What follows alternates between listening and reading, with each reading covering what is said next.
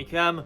We will be ranking every single First Doctor story from worst to best. It's been years since I've sat down and watched Doctor Who properly, even classic Doctor Who, but I have marathoned every single First Doctor story, Unearthly Child all the way to the 10th planet. I'll be ranking them in order from least favourite to my most favourite. There's definitely been some changes. It's been a fun experience. The list, say, I can't remember when I did a list, maybe 2016, 2015. I actually can't remember, but it will probably be a little bit different. And plus, it's not a top 10. I'm ranking every single story, and it will be applied as like a tier list. So S, A, B, C, D, E, and F. That is how it's going to be ranked. I'm going to be starting from the worst, working my way up to my favourite Doctor Who story from the First Doctor era. This is probably going to be quite a long video, so sit back and relax and enjoy the list. Yes, this list includes all the missing episodes as well. Mission to the Unknown and the Daleks Master Plan are included as one story, because it pretty much is one story. So Mission to the Unknown is included with the Daleks Master Plan, acting like kind of a 13-parter. So all existing episodes released on DVD and missing episodes as well. They were being judged by reconstruction. It's unfortunate that they're missing and we can't really experience them how they were supposed to be experienced, but that's all we got.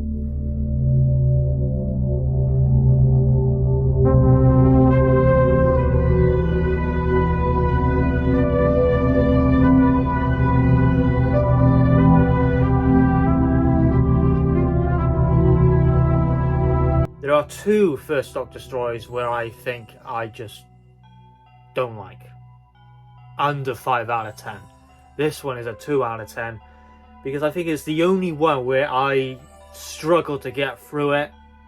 The plot is dull and it's just tedious.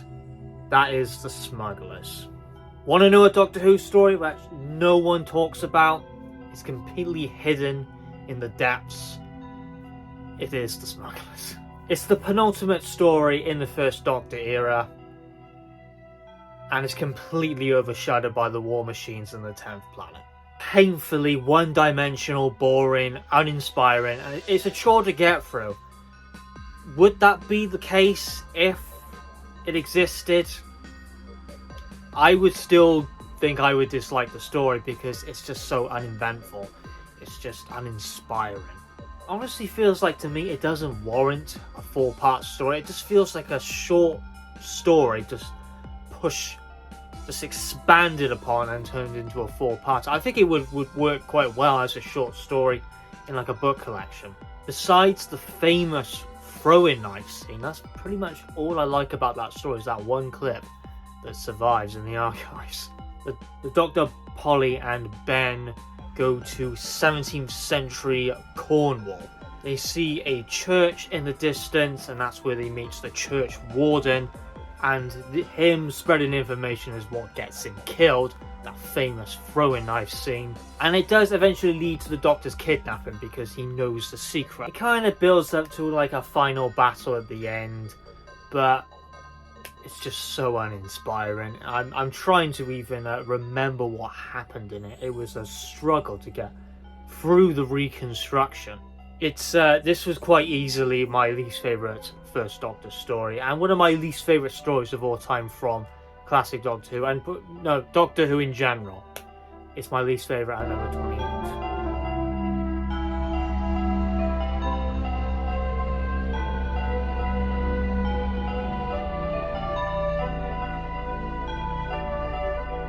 We have another missing episode 1 here. It was recently released as an animation. I am judging this not on animation. It's the story itself. So I actually listened to the audio and watched the reconstruction on this one. How good the animation is doesn't affect my rating of the actual story. That would be a completely different thing I'm judging. And yeah, this is Galaxy 4. If the story wasn't animated, I don't think hardly anyone would be talking about it. I don't think it's a story which people really cared about, if I'm being honest. people would be far more buzzing if the Celestial Toymaker and Marco Polo were to be animated Dalek's Master Plan, although I can definitely say that that will be a big task. It would be challenging to animate those ones, especially stories like Celestial Toymaker, because it's so visual, so you have to be very creative. But this is Galaxy 4 we're talking about here, and it is one of my least favourite Doctor Who stories from the first Doctor era, and for a lot of people, one of them being Peter Purves, wasn't a fan of the story, probably because it was originally intended to be a First Doctor, Vicky, Barbara and Ian story, not with Stephen. So Stephen was written a lot like Ian, two completely different characters. But I place it over the Smugglers because I at least see something there, an attempt at trying to do something. But the Smugglers was completely uneventful, boring, dull, one-dimensional. I can at least see something of an attempt with Galaxy 4.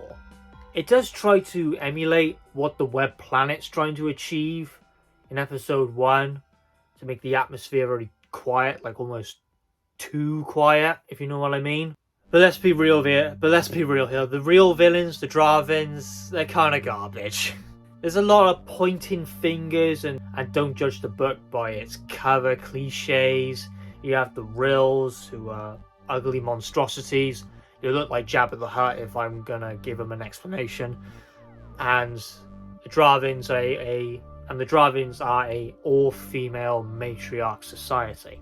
They did have males in their race, but they were exterminated or just used as slaves. So there's at least something in the background compared to the Smugglers. But what I liked, and this is definitely pushing it, but it was still something. The driving leader, Marga, you can see how she got to power, was corrupt. She only cares for herself and pushes other Dravins completely out of the way, regardless of gender, male or female. So she's just really consumed by her own power, and she kills her own race as well, her own troops, who you get the sense that they don't really want to be there, and you would think the matriarch takeover of their race, you would think that only a minority wanted to do that and not the majority. So yeah, there was something. Although I did find her in episode 3, I can't remember the actress' name, she's also been in Adam and Adam Lives as well, in the second episode. I did find her acting a little bit wooden, but that's being a little picky. Been told that the Dravins, they crash landed, and it was the Rills who were responsible for dooming them on this planet. But this plot of the planet exploding, you don't really feel that. I think it would have been perfect if we had the odd earthquake. It would put more weight on the plot if they did that. It's something very easily to implement, especially earthquakes. It can be very easily to implement in the script and on camera. But again, they just didn't utilize it to their full potential. So the whole exploding planet plot just feels a little bit, yeah, whatever. You don't really get a build up to it. It just feels like, oh, it's happening, but I'm not really feeling it. But we could tell straight away that the Dravins are lying. We know the leader, Marga, is a two-faced, up-your-own-ass character who is consumed by her own power. She cares very little for her own soldiers. They're really just foot soldiers, as I was going to say, and cannon fodder, and that's it. And speaking about their structure, we can see that the top of the command, that they have decent food, and the foot soldiers are on the bottom have very little rights at all, if not any. There's at least something there compared to the Smugglers. However, I would think episode 1 is the weakest, and episode 2 as well. There's just all the setup and the building of the plot, it's almost non-existent. It's just back and forward, almost. Episode 3, which does exist in the archives, was better than... I would say the second half is better than the first half, because at least something is being established. Not done very well, but at least something compared to the Smugglers, which did absolutely nothing. It's in the E tier at a 4 out of 10 for Galaxy 4. I wouldn't say I actively hate the story, that's a strong word. I would even say hate with the smugglers is strong. I just dislike it. But I would say it's just, I don't care for Galaxy 4 is what I'm trying to say. But it's below average because it's not done very well.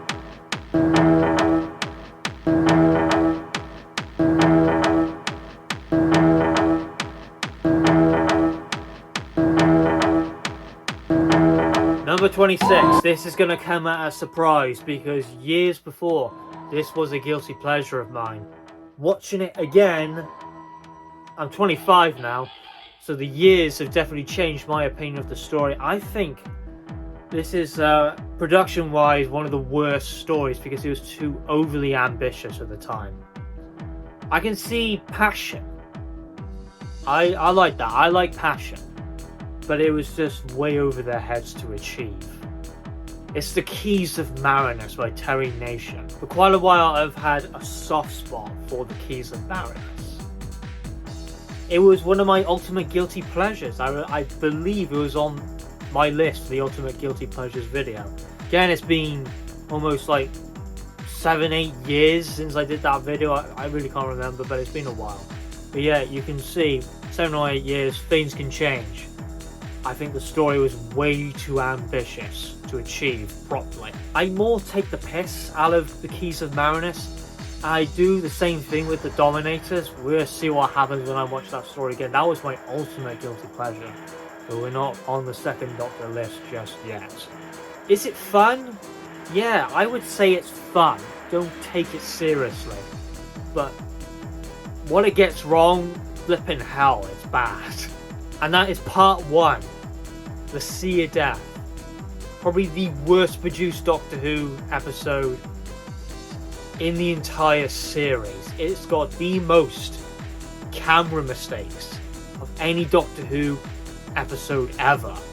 I counted 17. That. Oh. I counted 17.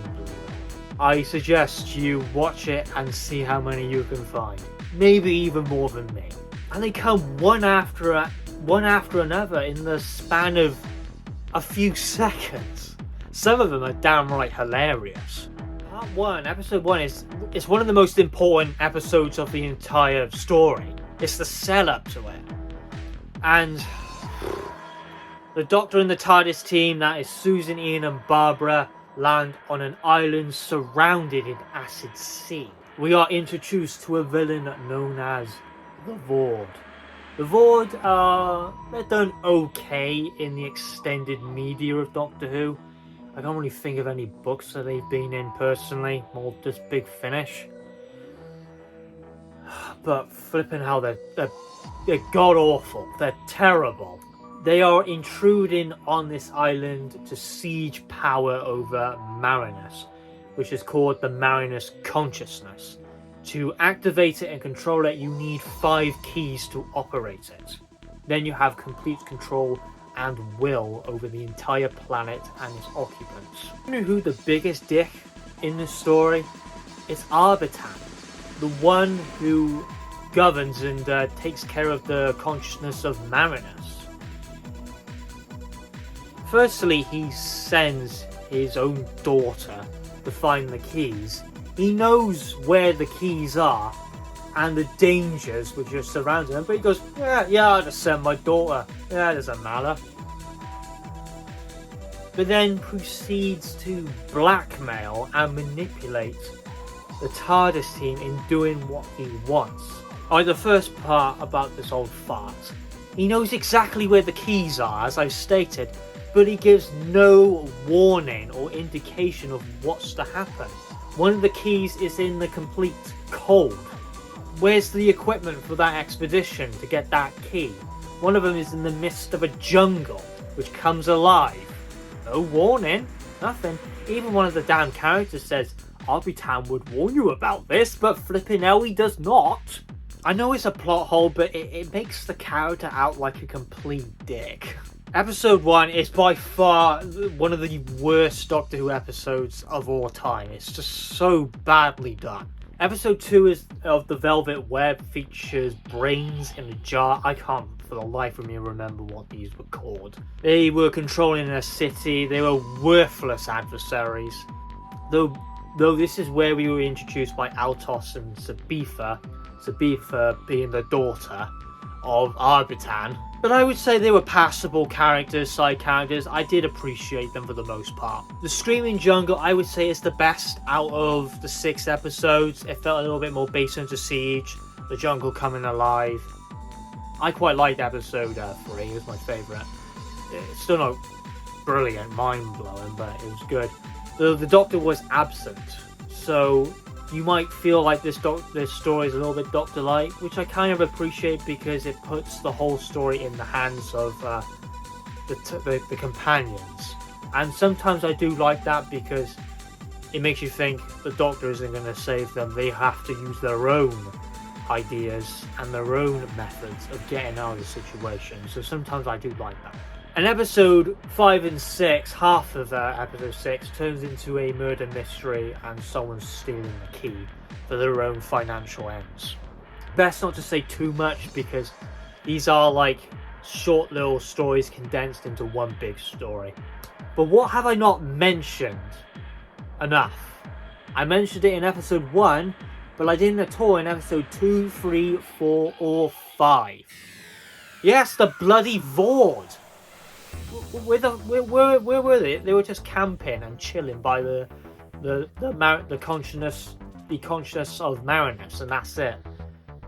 And you have Yartek just preaching about control, but he doesn't deserve this villain status because he's so damn boring and one-dimensional. Keys of Marinus does win the award for the most camera mistakes in any Doctor Who story in its entire history. And yeah, the Sea of Death, by far the worst setup to... Well, that's quite a statement, that is. It's the worst setup in the first Doctor era, I can definitely say that, and my least favourite episode, along with the Smugglers. But just that one episode alone. The rest of it can be fun, but it's still not a good story.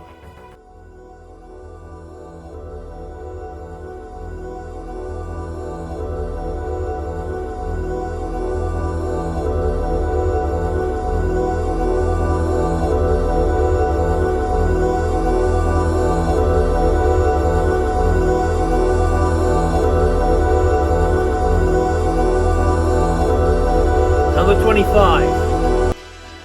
A amazing first episode. The rest of it, kind of meh. Don't really care about it. A lot of people say that about Unearthly Child, but it isn't an Unearthly Child. It is the Space Museum. Yeah, I do consider the Space Museum underrated. It suffers the same thing which an Unearthly Child suffers. Great setup episode, the rest of it kind of meh. You don't really care about it. But An Unearthly Child is better than the Space Museum by far. Episode 1 is the best. It's one of my favourite single episodes in the first Doctor era. Full of mystery. You don't know what the hell's going on. Draws you in. You want to know what's going on.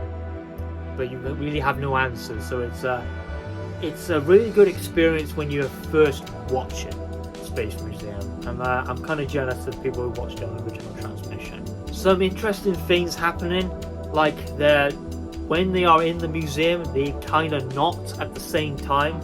So people who are in the museum, they're looking straight at them, but they pay no attention to them. That's because in their perception, they're not even there, so they can't hear them or see them. So why can't any of the occupants on the planet in the museum, why can't they see the Doctor and the companions? This leads into one of my most favourite cliffhangers of the first Doctor era. They see themselves in cabinets, frozen.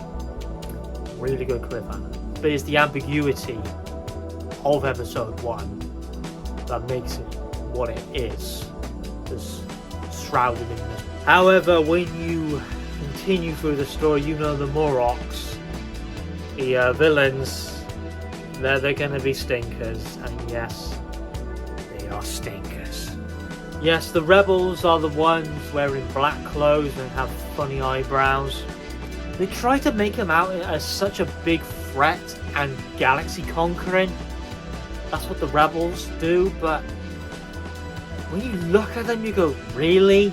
You're trying to build them up like damn Sontarans, but they don't have the level of Sontarans. They're just humanoid characters. They just don't deserve what the rebels are trying to portray them as. They're shit. So the build up to them doesn't matter. Though I do like the interrogation scenes between the governor, Lobos and the doctor. That was kind of fun. But I will say its cliffhangers I do really like. That's like one of its strengths. Really good cliffhangers. It's not a terrible story, it's just uneventful. It just doesn't continue what the setup did. You still get the feeling of the companions don't know what to do because they're thinking, well, anything that we will do, we'll just lead up in those cases anyway. So you still have that element of it, which I still think is quite good. But the Zerons, which are the ones for forging the rebellion, they just did bloody nothing in the story. They were worse than the Morlocks, the ones with the funny eyebrows. It was only thanks to Vicky who actually made the revolution happen by outwitting the computer security system to break into the vault full of weapons. So they pretty much did bugger all. Slapped down right in the middle of 5 out of 10 story. Episode 1, brilliant, 8 out of 10, love it. But rest of it suffers from the Unearthly Child effect.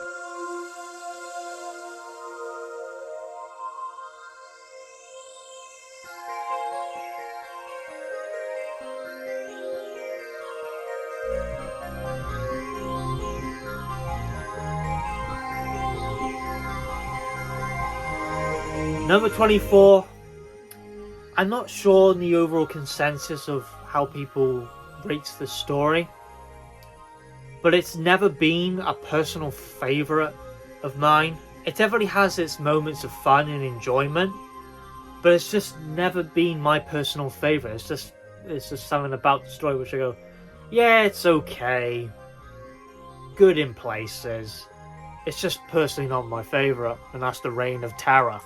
This is one of the stories throughout the years where my opinion of it just hasn't really changed.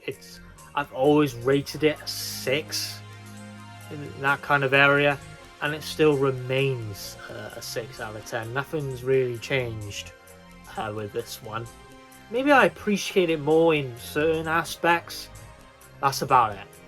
The Reign of Terror is by no means bad. It has a positive rating of a 6 out of 10. It isn't bad. It's just, it doesn't compare to other stories. They're just higher up for me, and I personally enjoy them more. Enjoyment factor is the most important thing when it comes to a story. What it suffers with is Ian, Barbara and Susan compared to other historical stories or stories in general from their era and their time. They don't really do anything which really grabs my attention or is very eventful in the story.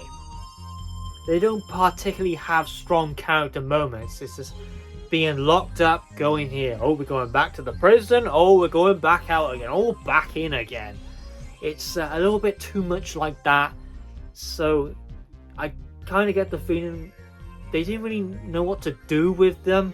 So they kind of just had them in prison and the First Doctor, of course, in that classic costume. That was, of course, a highlight. But yeah, it almost felt like the story didn't know what to do with him on a singular narrative. Just go into the prison, get guillotined, rescued, recaptured. It's very runabouty. And yes, Susan unfortunately got the worst end of the stick. They really didn't know what to do with her. Episode 4 and 5 don't exist. That's the Tyrant of France and the Bargain of Necessity. James Sterling role he was my favourite character in the whole story. I liked his role and his portrayal. It's a 6 out of 10. It's average, but it certainly has its little moments which rises it up to a 6 out of 10.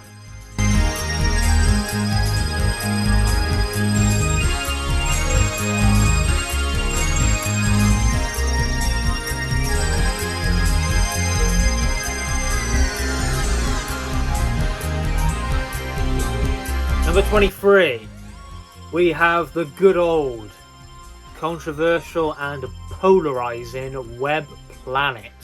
Now this one, it is a doozy, and some people, it wouldn't shock me if you rate it the worst First Doctor story, the most tacky, the most over-ambitious, or whatever. Yeah, true, it's over-ambitious, but I kind of like it. It's got character, it's got something there, and I appreciate it even though it is very tacky. Not to be too harsh, but execution-wise, yeah, it's a stinker. But I do respect what they tried to do. And in certain aspects, they did really well. One of them being the animation. Wow. In episode 1, really good build-up. Too quiet. Feel like you're always being watched. Really good part. It's creepy, it's cold, it's bleak, it's empty. Really good words to use to build up atmosphere. We find out that there is a certain power and influence which brought the TARDIS to Vortis. This is known as the Animus, which is part of one of the old ones, I do believe. Similar type of status to the Great Intelligence or the Celestial Toymaker, one of those villains. I do think they revealed the Zarbi too quickly for the viewer, but the characters, it takes a while, so it isn't too much of a negative. It would have been better though if they were revealed how they did it in the story of the Daleks, the Zarbi. It could have been a little bit better, but at the same time, you can't really take the Zarbi too seriously. They kind of build them up to be a threat, and insects that size, they would be a damn threat, but I look at them and I go, they're so damn cute and adorable, and I really can't take them seriously. But in the middle, it moves on to the Menoptera Zarbian Animus War, that Vortis was the home of the Menoptera, but the Animus took control and influence over the planet and is thereby controlling the Zarbi too, as simple cannon fodder. It's also funny that the Doctor refers to the Animus speaking system as a hairdryer. The formula is it's not exact, but it's kind of similar to the Daleks, the original. Just little tweaks. You can definitely see it if you put both stories together. But in the Daleks, it's just so much more.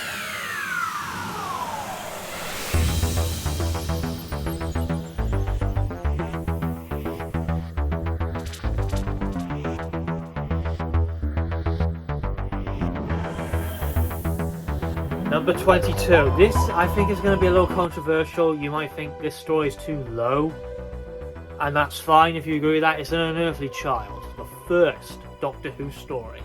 But this is the popular opinion with an Unearthly Child. Episode 1, classic. Everyone's going to experience episode 1 of the Unearthly Child. The rest of it is a story about getting captured by cavemen and escaping. A little bit back and forward as well, but it definitely has some redeeming qualities. I still don't think it's one of the best Doctor Who stories of all time. Episode 1 is iconic, you have to experience it, but we're judging this by the full story, a 4-parter. It's on a 6. It had awesome ambiguity and mystery involving Susan and an Unearthly Child. It did justice on the name of the story and executed it well. It's just where it turned up to, that's where it doesn't compare with episode 1. It's just, they're in a league of their own. Episode 1 and 2, 3 and 4, not comparable. But the Doctor here is more serious than he is in his later episode. He kind of relaxes that persona and hides it away. But he doesn't play games and acts in a very facetious manner towards Barbara and Ian, almost like in a superiority kind of way, but he does think he's superior to them. So you can see the Doctor was kind of a bastard back in the day, especially what he did in the Daleks and the Edge of Destruction. He was not a great person, and what I like is that Ian and Barbara's involvement kind of changed his character for the better. But episode 2 and 3 and 4, the stakes are high. You can feel the tension. And there's good character moments. And survival at stake, like bringing fire to the cavemen.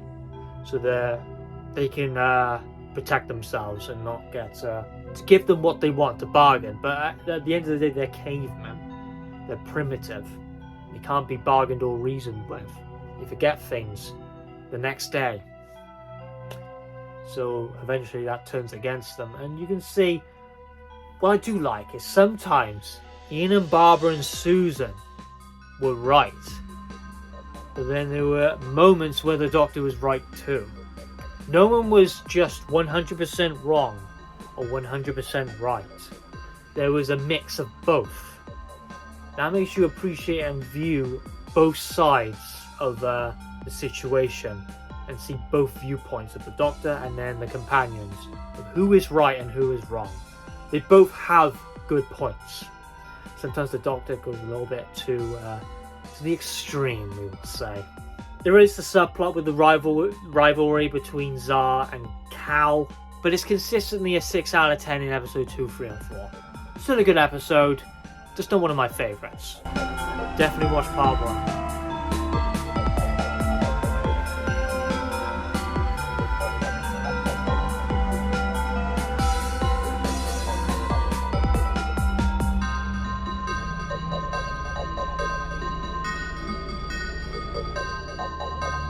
Number 21.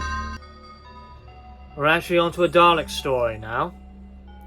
That is The Chase.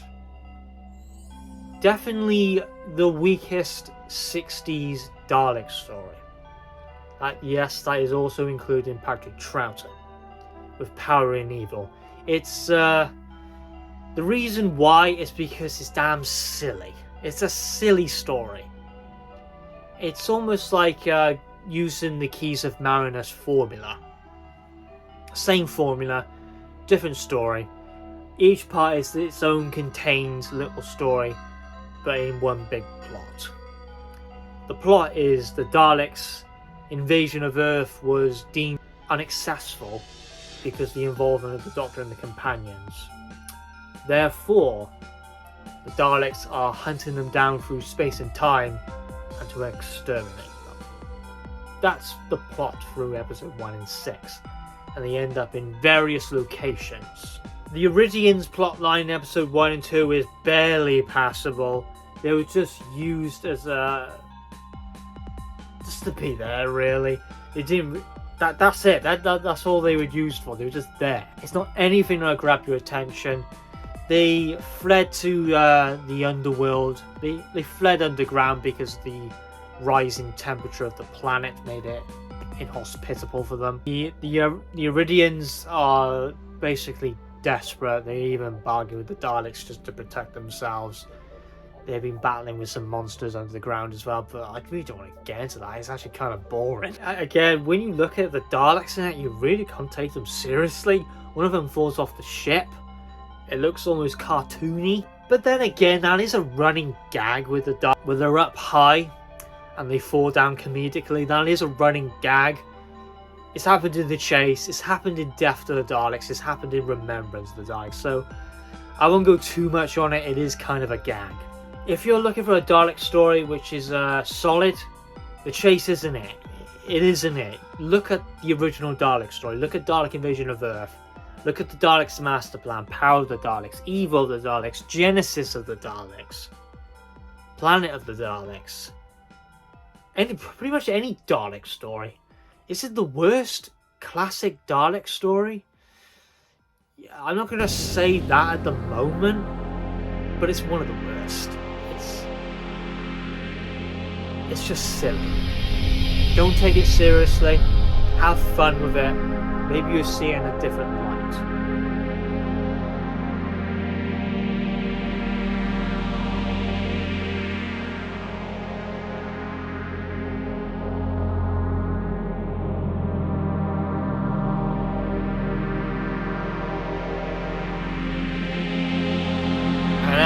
Number 20.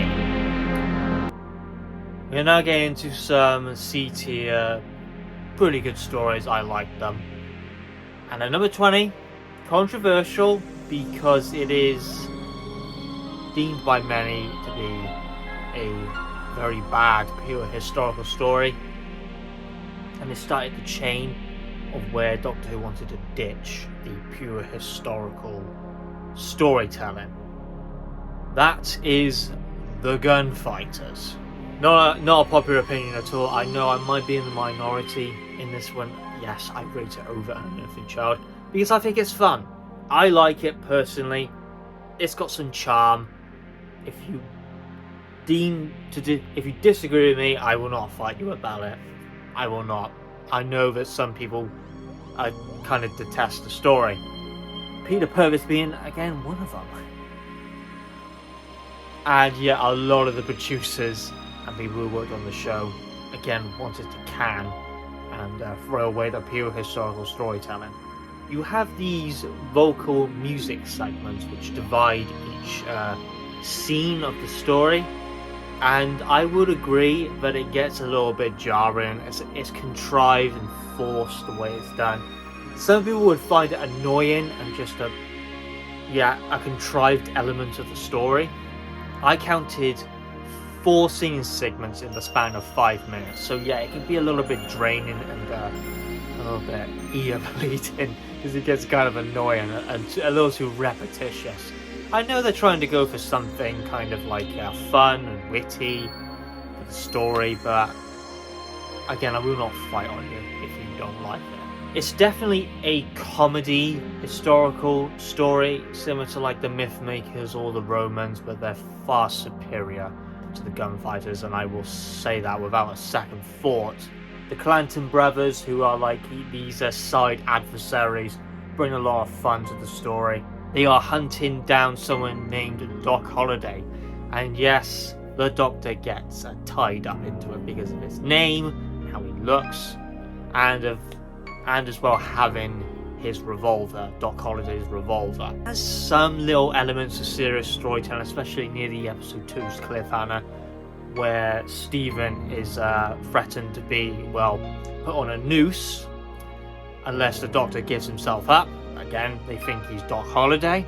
But the main villain is Johnny Ringo. And if I'm being honest, he was a little bit lackluster. I think the Clanton brothers did a much more of a fight compared to Johnny Ringo.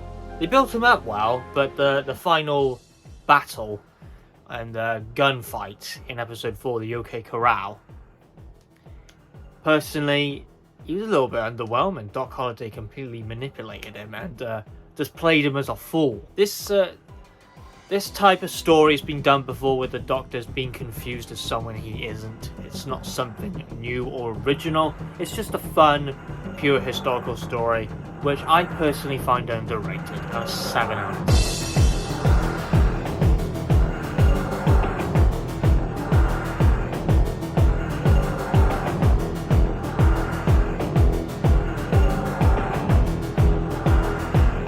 We have the Ark. This is an interesting story because it's, the first half and the second half are divided as 2 different stories, 2 different times. The Ark is a big spaceship which has fled and escaped Earth, which is being swallowed up by the sun. They are heading to a planet known as Refusus 2, which by their technology, they understand that the environment and the atmosphere is very similar to Earth, and that's where they're heading. From part 1, it would take around about 700 to 800 years to get to the destination. It gives you an idea of what would happen when the TARDIS leaves and it comes back several hundred years later.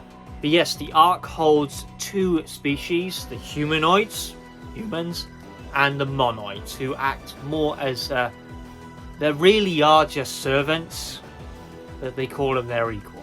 The monoids in the first half, they have no vocal ability, and they communicate by sign language. And the Ark holds millions of monoids and millions of humans stored at microscopic size. When the Doctor, Stephen and Dodo land, where they're in a jungle, which acts as like a preserve for animal life, Dodo has a cold, and this does affect people on the Ark because they have no resistance to the virus. And as well, they have no documentation on it because it was eliminated hundreds of thousands of years ago, so the data was irrelevant to them. So that really does kind of bite them in the backside, but they no longer have that information. The commander is more reasonable, less on his impulses. Zentos is the one who kind of goes on the power trip, where he believes that the Doctor, Stephen and Dodo were sent from Rufus's 2 to stop them, to sabotage the whole plan. He doesn't really come to a logical conclusion of why he thinks that, because they are 700 to 800 years away from the planet. So he doesn't really come to any conclusion of why he thinks that. I think he's just generally having a power trip. But episode 3 and 4, that's where we see the Monoids at more full force. And they did stage a revolution because, as I stated, even though they were kind of equals as they stated, they really were just servants. The Monoids kind of pushed that to the extreme and they became overlords. So the humans weren't then just servants, they were more slaves. Disposable. Because at least you can tell that the humans wanted to live alongside the Monoids. The Monoids don't think that at all. They just want to... Once they're at Rufus's 2, they're just going to dispose of them and that's it. The Monoids are okay. They're not... I wouldn't put them on the level of the Vord because they were done so poorly. I wouldn't put them together. But the Monoids are just okay. Sometimes their ego controls their judgment a little too much, and they get outmaneuvered quite easily. Especially number 2, they're designated by number, not by name. So sometimes they can get a little bit too egocentric, and and their superiority is kind of their weakness. But the Monoids kind of have a civil war. One of them disagrees with the leadership of the Monoids and that they've gone too far, especially with the bomb. But I loved the cliffhanger between episode 2 and episode 3 to split the stories, where the Doctor, Dodo and Stephen come back a few hundred years later. That was a really good cliffhanger with the statue, really well implemented. Again, I would say it's 7 out of 10 across the board. It's not a mind-blowing story, but it's good at a C-tier story. 7 out of 10 all around.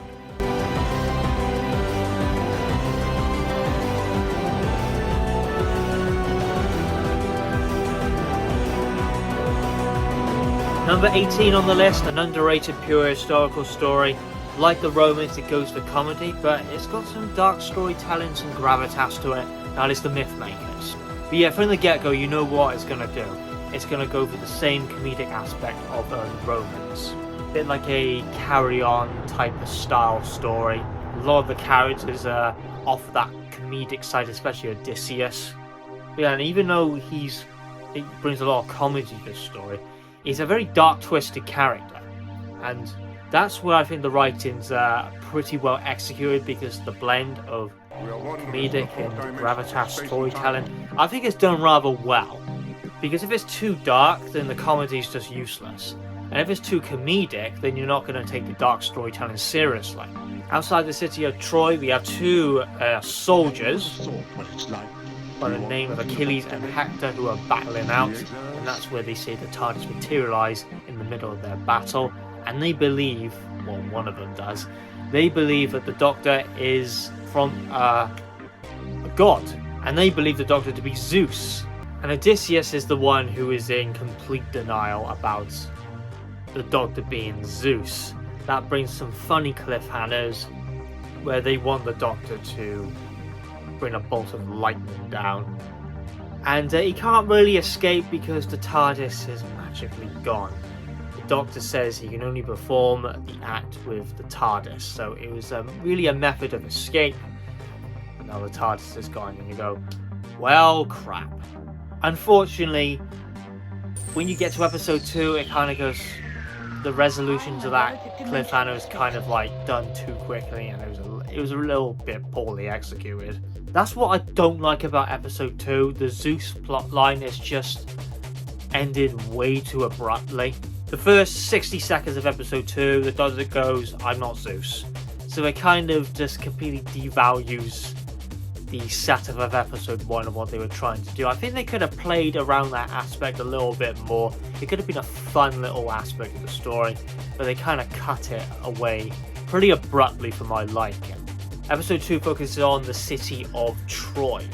Inside, and we meet a character called Cassandra, who's a very hot-headed person, character. She believes everything is out to get her, be it the TARDIS, be it the horse. Extremely opinionated and defensive, but eventually, with her constant thinking that everything's out to get her, you will eventually be right, of course, with the giant horse. In episode 3, the Doctor is planning to invade Troy with Odysseus with the horse, who conceptualized the idea of invading Troy, this is the Doctor's plan to get into Troy. There is a kind of a romance with Vicky. I would say it's kind of rushed. Her send-off, this is a departure story, by the way. It was rushed. They kind of wanted to get rid of Vicky. They didn't really know what to. They said, "Oh, we're just gonna get rid of this character now." That's the idea and the feelings that I kind of get from episode 4 of the Myth Makers and the whole build-up of romance. It was kind of like, whatever. Part 4, there were a lot of aspects again which were rushed. Vicky's departure, Katarina's being shoehorned into a companion. It's a decent episode. I don't think it's remarkable. I think it's good, just not remarkable. Then again, it is right next door, and by Mission to the Unknown and the Daleks master plan. So it's eventful.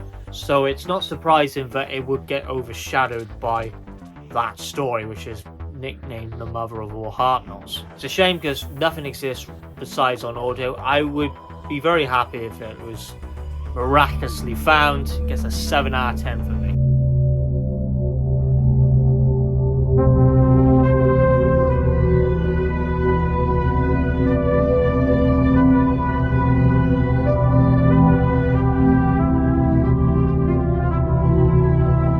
Number 17, we have The Edge of Destruction.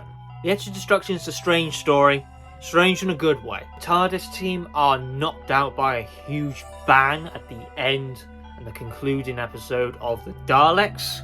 When they wake up, they act very bizarre and completely out of tune of reality and forgetful of their surroundings and the others around them. Susan goes berserk with scissors. Barbara stands toe-to-toe with the Doctor, and Ian attempts to strangle the Doctor. This is where we see the characters, this is more character development to change the tune of the Doctor, because again, he was not a good person, and an Unearthly Child and the Daleks. He did things for his own benefit, didn't really care for others, he put himself first, and this is where you can really see the tide turn with the Doctor, which is one of my favourite things about The Edge of Destruction, why it's kind of important in the development of the character himself. So even though it's a 2-part story, not a lot of budget went into the story. It was to bridge the gap between the Daleks and Marco Polo, which were ambitious stories. So it's actually quite important, regardless of how much budget went into the story. It's an odd, peculiar story set just in the TARDIS. It goes for this very eerie, almost atmospheric style story in the TARDIS that they keep bringing messages that there might be something in the TARDIS. Susan makes that comment quite in a weird manner, almost kind of creepy. It's a weird, odd story, but I appreciate it. That's The Edge of Destruction.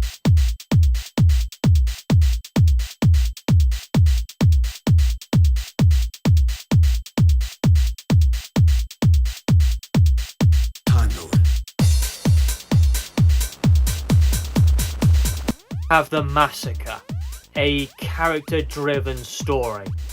Now I know that some people experiencing this on audio or reconstruction, it might be a little bit of a challenge to get through it because it's not driven really by plot, it's driven by characters, and the Doctor is not really involved in the story too much. He's kind of in the distance, in the shadows.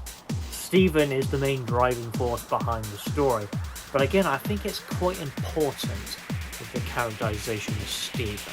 It is set in 16th century Paris, during the period of history where high religious turmoil is present. It's a very dialogue-heavy story and not a atmosphere or plot-driven story, so just keep that in mind. Stephen does develop a love interest with a character by the name of Anne, and kind of what you find out in episode 4, even though it's kind of a...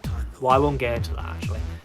It kind of adds salt to the wound of what happened in the Daleks master plan, because that was a dark moment for both the Doctor and Stephen.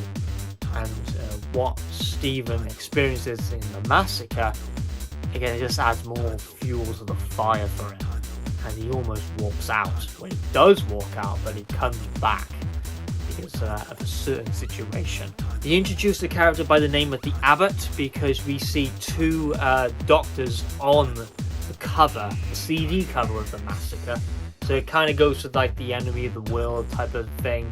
Is the Doctor actually the Abbot? Is the Abbot not the Doctor? It makes you think, what the hell's the Doctor doing behind the scenes? And Stephen has to work all this out by himself. Which again, I kind of like those types of stories where it's just left to the companion dealing with the story and they implement their own methods themselves. It just adds a little bit more attention to the story. But yeah, part 1 I think is average. It's no, I wouldn't say it's average. It's okay. It's not the best. It can be a little bit of a struggle. By episode 2 and 3 and 4, things get a little bit more moving. Stephen has to work out the events of the story and what's happening around him all by himself, and working with complete strangers. Now, from memory, going back from episode 4, The Bell of Doom, I think I stated as one of the most darkest episodes of the series. I don't agree now that it's as gravitas as what I thought it was back in the day, like years ago. I would now give that to the Daleks Master Plan episode 12 to be the darkest episode of classic Who. So I don't know why I stated that, because I don't think it's as dark as... I don't think dark is the word I would use. I would use the word more... I would use tragedy as the word to describe episode 4 and the whole speech that the Doctor gives at the end. The word I feel is not dark, but just tragic. It's an overlooked first Doctor story, and it can be very difficult for certain people to get into this one because, again, nothing exists of the Massacre besides audio.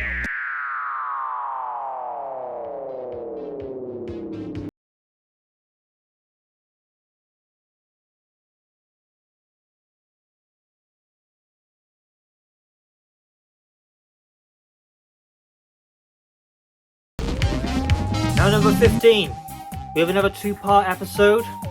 One of them is The Edge of Destruction.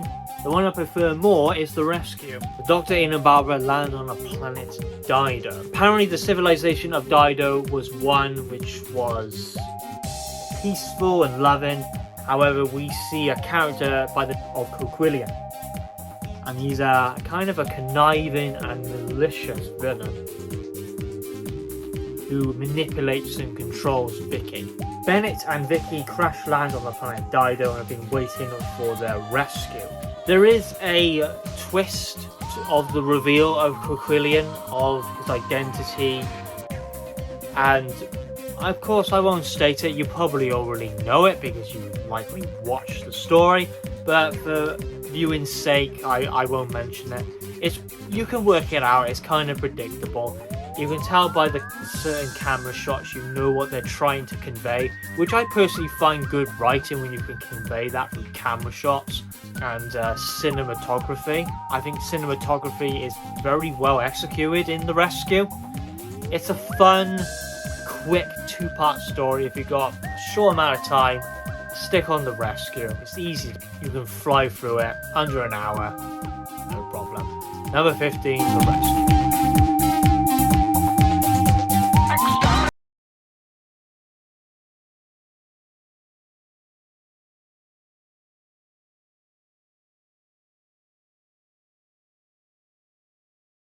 I'm quite proud to say this went at number 14 because over the years I thought I actually nicknamed this the biggest slog in the first Doctor era, but for some reason now I'm starting to enjoy it more and more.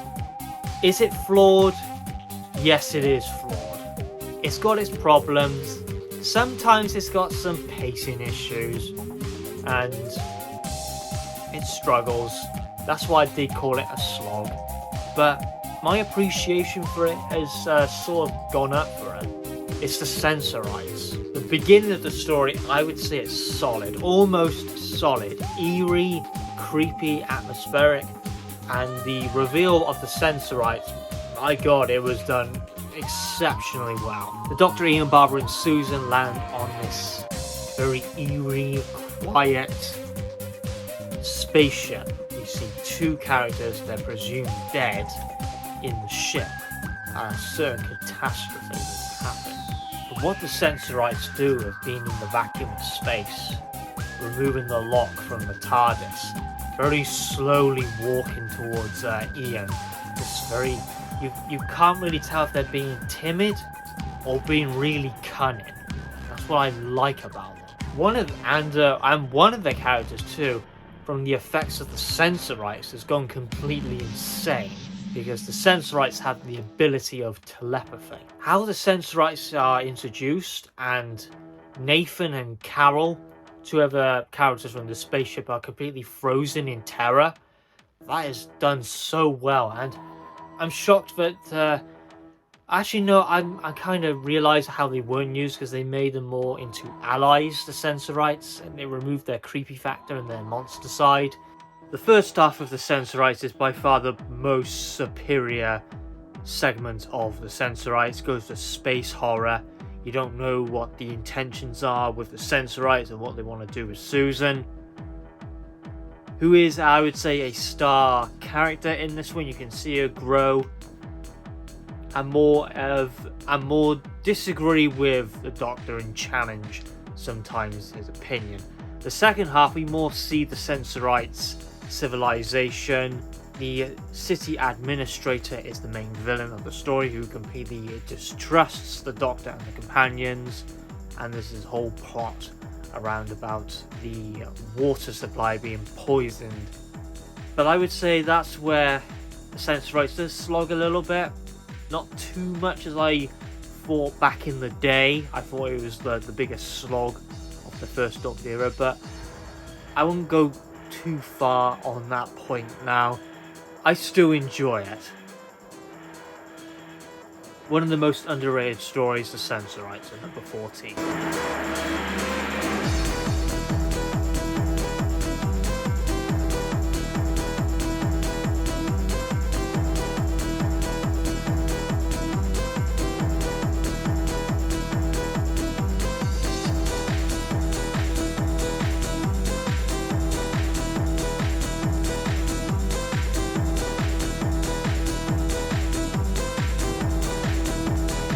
Number 13 on the list, another underrated 3-part story, the only 3-part story, as it was condensed into 3 parts, originally a 4-parter. If that didn't happen, we would never have Missions of the Unknown. That is Planet of Giants. It's a simple 3-part story. It may not have a lot of substance and richness compared to other First Doctor stories, but I just enjoy it a lot. It's a very enjoyable, easy to watch Doctor Who story. You gotta think of it like books. Something could be more of a light read, something can have a little bit more weight to it. Just because it has a little bit more weight to it doesn't mean it's better than something that might be a light read. The plot of it is the TARDIS doors open before materialization, and it causes the TARDIS to shrink in size, and the Doctor and the companions are the size of an inch. They land in Norfolk. So even though they're pretty much in a garden, the dangers that surround them, be it insects, animals, human beings, gas, or pose a threat. Yes, the Doctor and the companions don't really interact with the villains of the story, the other side characters being Forrester, but they didn't really need to do that. That's just more of a subplot about a scientist who's developing an insecticide to wipe out locusts, pests which prove nothing to that offer no benefit to the ecosystem. However, it's proven that insecticide is more dangerous than it's led to believe, and Forrester, who is manufacturing this, wants to go through this project because he's invested a lot of money in it. So he wants to deliver it. He completely doesn't care about the ecosystem. He just wants to make his money, and that's it. And he will do it by any means necessary, even killing the person in broad daylight. It's fast-paced. It definitely works a lot better as a 3-parter than the original intended 4-part story. That film was just completely tossed out. We will probably never see it, as it was never intended to be seen. Although they did a nice reconstruction to give us an idea of what part 4 would be.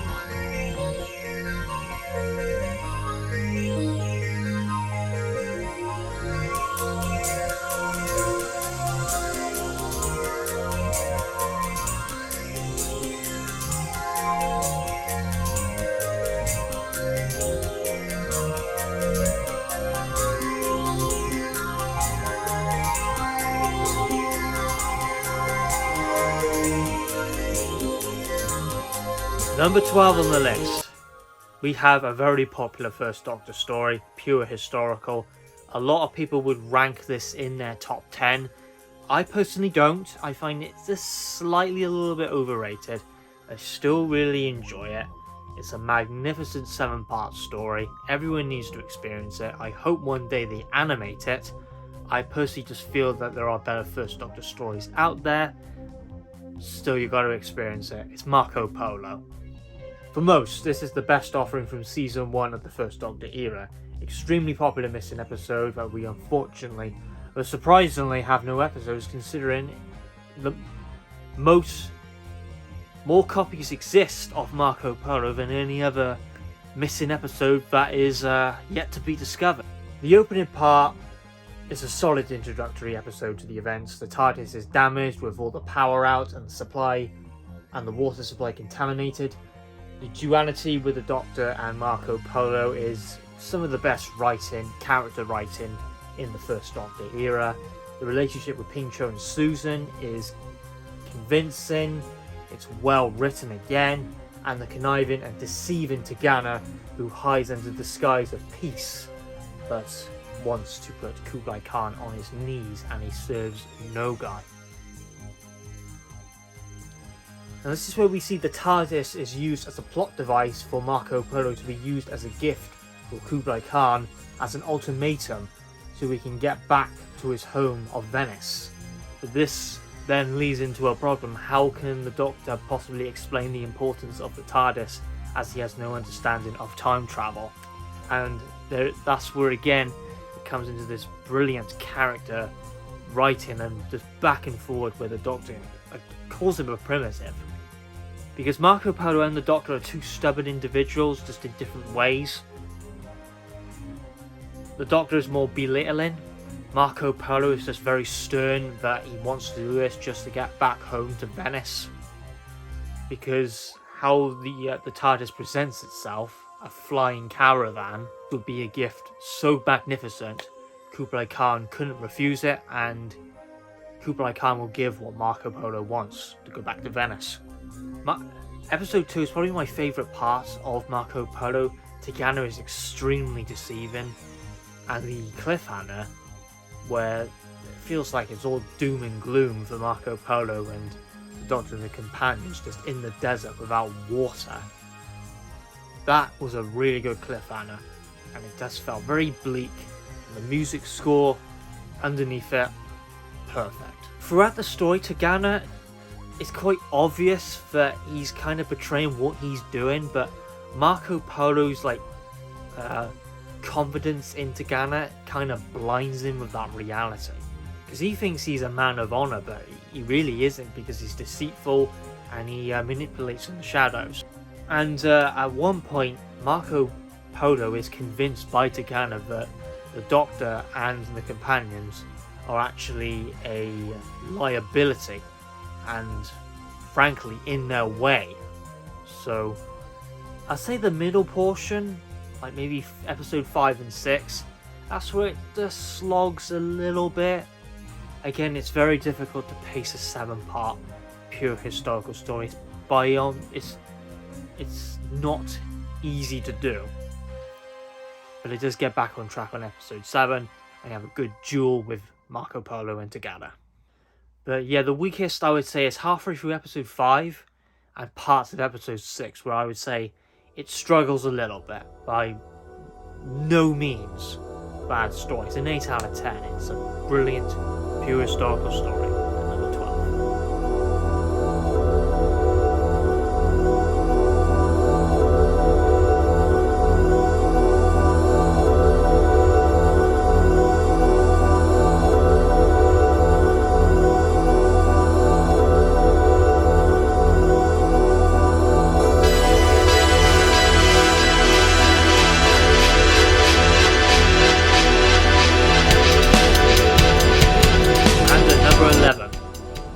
Might be the most underrated Doctor Who story in the first Doctor era.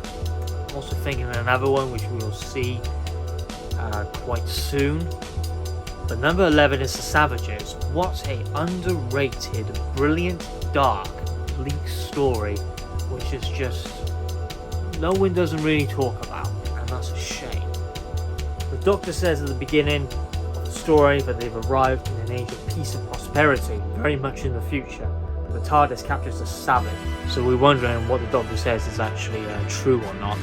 So it kind of, even though the production code is AA, and Unearthly Child was A, that's quite a nice little homage they did to an Unearthly Child, because it featured savages. Stephen and Dodo are being ambushed by savages with primitive weapons. What's interesting is what the Doctor says is right being in the future. We have elders who open with a warm welcome and make them go into the city where it's more hospitable. So again, it kind of goes for this Galaxy 4 Galaxy 4 approach by don't judge a book by its cover. The savages, are they actually just brain dead savages and that's it? Are the elders hospitable really, or are they doing something quite deceiving? Yes, I would say it's predictable. The story, it's predictable. But it still has some, wow, well, that's dark moments. The incidental music is one of my favourite parts of the entire story, of how, especially when they're in the city, it's just very haunting and almost like there's something being hidden in the city, a dark truth that's that Dodo especially is the first one to find out about. And I quite like Dodo in this story, surprisingly. She stands her ground, and she's just a lot better compared to Celestial Toymaker, where she's a little bit thick. The Gunfighters and the Ark. How the city establishes its power is connected to the Savages somehow, and I just find that whole plot line very dark and quite depressing. Very, very depressing. Jano, who is the leader of the Elders, is a fantastic supporting character, and how he's tied almost to the first Doctor. A little bit creepy in some ways, where he knows all the movements of the Doctor, almost like stalking him and all his travels. But how he is used later in the story, which I don't really want to spoil, that was quite fun.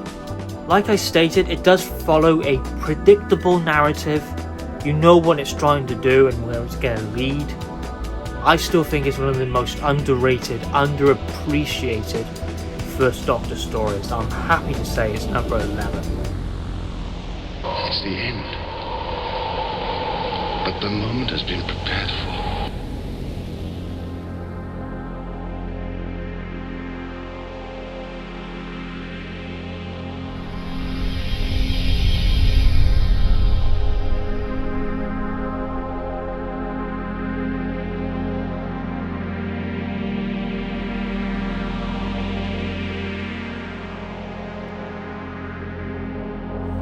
We are now in the top 10 First Doctor stories. For many, this can be a little bit of a slog. Like sometimes with Marco Polo, it's a 7-part story, but over the years, the more I watch the Daleks, the more I appreciate and enjoy it, and I'm sort of getting into this idea that I'm no longer finding it a slog, and I can watch the whole thing from start to finish, part 1 to part 7, without being disinterested, without any disinterest, or I want to just turn off the television. I enjoy it at an 8.5 out of 10. A very common opinion with the Daleks is it outstays its welcome, and it should be a part or two less and it would be a perfect story. That might as well be true. I will agree there is some padding in the story. I still think it works at a 7-parter, personally for me. The opening episode, in my opinion, is almost flawless. If you know a bona fide beginning introduction episode with the first Doctor, you know it establishes the environment and the atmosphere first, and my god, it does very well at that. You can see there's a lot of disconnect and trust issues and distance between all the characters. Ian and Barbara feel lost. Susan's trying to bring some positivity, but kind of to no avail. And the Doctor, probably at his worst in the First Doctor era. Very selfish, very unsympathetic towards Ian and Barbara's position, and puts them in danger. And this involves the fluid link. He wishes to see this Dalek city on Skaro, but to do that he plays a trick where there's something wrong with the TARDIS and they require Mercury to fix the fluid link. However, there is nothing wrong with the fluid link. The city is quiet, dead, non-functioning, out of action machinery. We later find out there was this city, and Skaro was the victim of a neutron bomb, which destroys human tissue. It leaves all the machinery intact. However, they didn't realise that they were walking in a radioactive zone. After a while in episode 2 and 3, that atmosphere kind of dissipates a little bit, because we now know that when the fouls approach, it kind of dies down the atmosphere a little bit. Episode 1 is just flawless when it comes to the atmosphere, but then it more focuses on the plot line, the characters, the aggression, the tension between the fouls and the Daleks, because the fouls were kind of insinuated that they were mutations. That's what the Daleks insinuated, however. Turns out, well, that's not really the case, really. They were warriors back in the day when they fought the Daleks. However, with the war kind of died down and finished, the fouls have more orchestrated a pacifist role and aren't looking to fight, even trying to cooperate with the Daleks to build a brighter future. The Daleks, of course, have ulterior motives. Episode 1 and 4 is by far the best, superior segment of the Daleks. Episode 5 and 7, yeah, I will agree, to some people it might have some padding and pacing issues. I personally enjoy it, but I would have to be a little silly to say that it's on the same level as part 1 and part 4, because it just isn't. Part 1 and part 4 is clearly superior.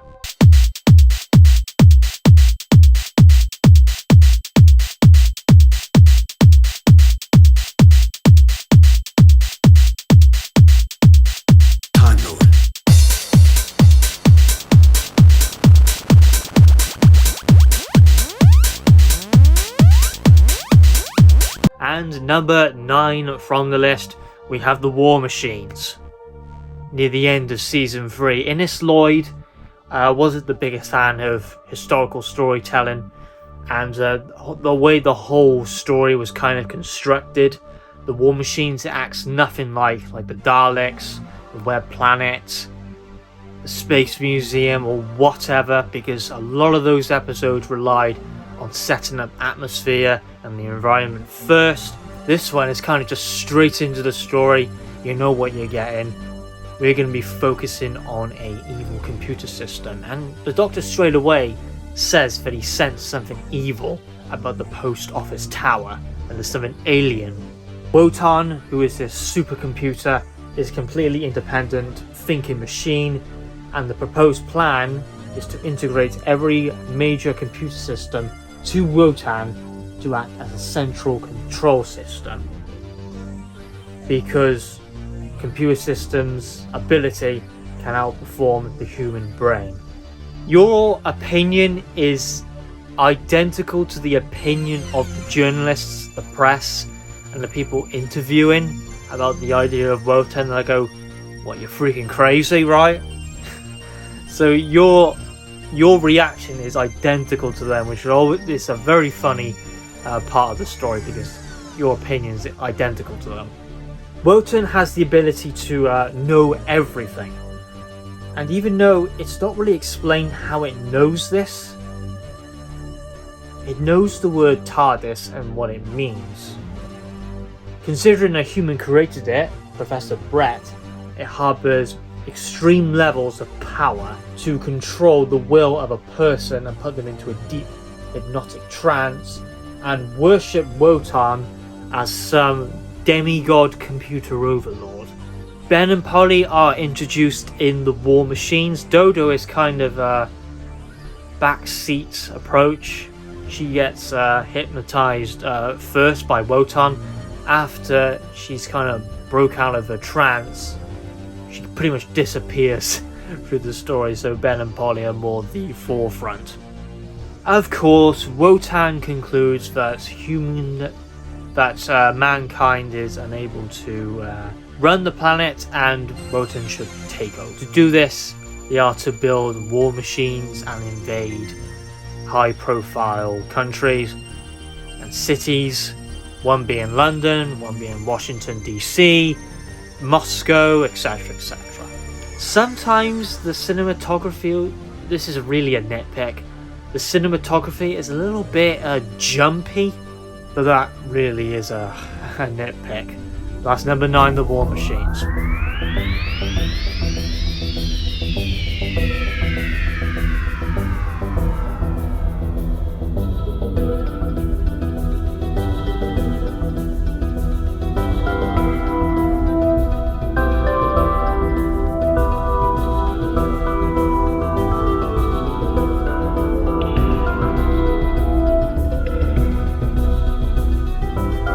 Number 8 on the list, we have my favourite villain in Doctor Who history.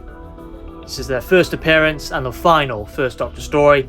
It is the 10th Planet.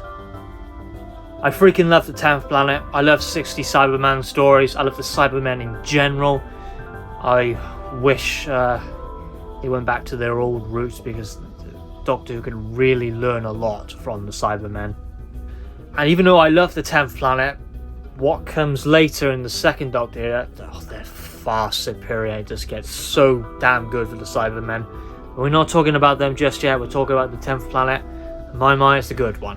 The 10th Planet sets up the groundwork of what is to come with the Cybermen. The moon base, Tomb of the Cybermen, that good old classic Base Under Siege goodness, and then a epic 8-part story of the invasion. But yeah, Base Under Siege storytelling is one of my favourite types of stories in Doctor Who, because it's such a easy to use, some great characters, twists and turns and drama. General Cutler, who is very appropriately named, is very cutthroat, cold and a ruthless man who is blinded by his own emotions to get his son from the space capsule, who are on a mission to explore Mars. But they come across a twin planet, which is Mondas. It's set in 1986 Antarctica. a routine space mission has gone completely wrong, and that's where Mondas is kind of, by its gravitational pull, pulling in the space team. Mondas is causing catastrophic power failure throughout the entire planet. But back to General Cutler, he will use any offensive that he is capable of doing, even using a planet-destructing weapon known as the Z-Bomb to destroy Mondas. Cybermen, the town planet design, what a fantastic design. They completely mock and the idea of human emotion. They put themselves on a superior ladder, and that they are the next evolution of humanity. And that's what is so well done about the Cybermen in the 60s. They would mock emotions and humans in a very cold manner. Just straight to the point. It's just done in such a cold way. So well done. That it does it as well in the Moon Base and Tomb of the Cybermen.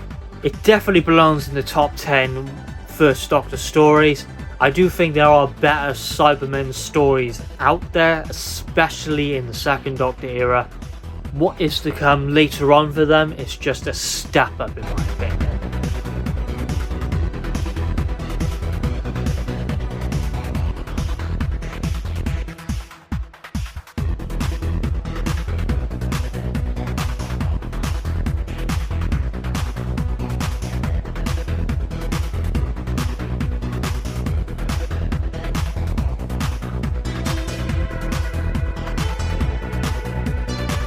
Number 7 on the list, the most underrated First Doctor story out of the entire era of the show. The most underrated, that is the Crusade. I'm so happy that I had the chance to experience this one again, because back in the day, I struggled to get through the reconstruction. I didn't appreciate the story to its full potential, but flipping out, I love the Crusade. What an underrated gem. A shame, because it was, I believe, planned or at least teased, not officially, but just like rumblings around that it was going to get a DVD release. But if it had the Underwater Menace treatment, that would have been such a disservice for the story. However, the reason why it hasn't got a release or will ever be planned to animate it, in my opinion, it just won't sell. The episode 1, The Lion, it just doesn't mess about. Yeah, the change in direction of setting up episode 1 is a little different here. It goes straight into a battle, no messing around. Not really setting up the atmosphere, just right into the heart of a battle. Barbara becomes a big plot line of being kidnapped by the opposition. The battle feels very authentic. The script, the fighting, all the characters involved, really well done. Some of the best performances in the show's history in the First Doctor era. One of my favourite lines in episode 1 is this line here. You have no right, no privileges, nothing except the benevolence of our leader. Threatening to the point and mocks his adversaries. Salison El Khair is a very Tagana style villain, though with to compare the two, Salison El Khair is much more to the point. Just says it right to your face. Tagana's more like a manipulator in the background.